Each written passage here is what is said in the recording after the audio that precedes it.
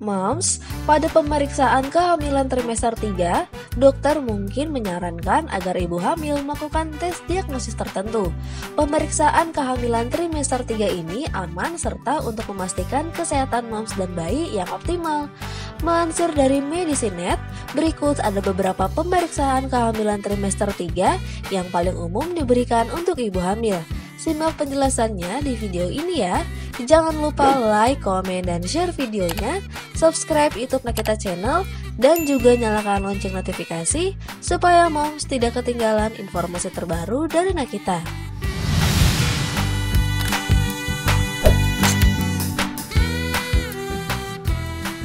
Berikut pemeriksaan penting saat kehamilan trimester ketiga yang harus moms ketahui.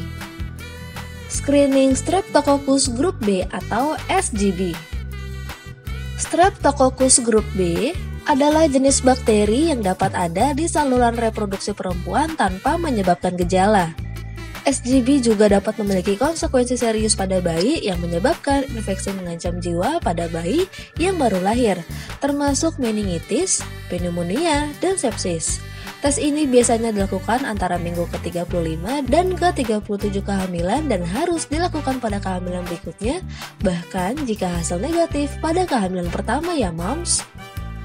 Pemantauan detak jantung janin. Pemantauan detak jantung janin sering dilakukan untuk memastikan bahwa bayi sehat. Hal ini dapat dilakukan setiap saat setelah minggu ke-20 kehamilan selama pemeriksaan prenatal. Non-stress test atau NST. NST melibatkan monitor janin untuk mengukur denyut jantung bayi saat bergerak. Ini disebut non-stress karena tidak ada tekanan yang ditempatkan pada janin untuk tes. Tes ini dilakukan setiap minggu pada kehamilan berisiko tinggi setelah minggu ke-28 kehamilan, meskipun paling sering setelah 32 minggu. Non-stress test atau NST dapat dilakukan jika moms merasa bayi tidak bergerak normal, jika moms melewati batas waktu, atau jika dokter moms ingin memastikan plasenta sehat dan berfungsi dengan baik. Tes stres kontraksi. Tes stres kontraksi seperti non-stress test mengukur denyut jantung janin. Namun dalam tes ini, detak jantung bayi diukur sebagai respon terhadap kontraksi uterus yang didapat dengan pemberian oksitosin atau pitocin atau dengan stimulasi puting. Tes ini kadang-kadang disebut sebagai tes tantangan oksitosin.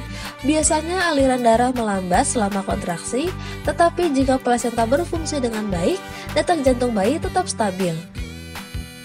Amniosentesis. Meskipun amniosentesis atau pengangkatan sampel cairan ketuban dengan jarum yang panjang dan tipis paling sering dilakukan selama trimester kedua, namun ada beberapa kondisi yang mungkin memerlukan amniosentesis di kemudian hari. Kondisi ini termasuk kekhawatiran chorioamnionitis atau risiko persalinan prematur karena cairan amniosentesis dapat digunakan untuk memperkirakan kematangan paru-paru janin. Pemeriksaan USG. Pemeriksaan USG dapat dilakukan pada trimester ketiga jika diperlukan untuk membantu mengevaluasi pertumbuhan janin dan mencari masalah dengan plasenta.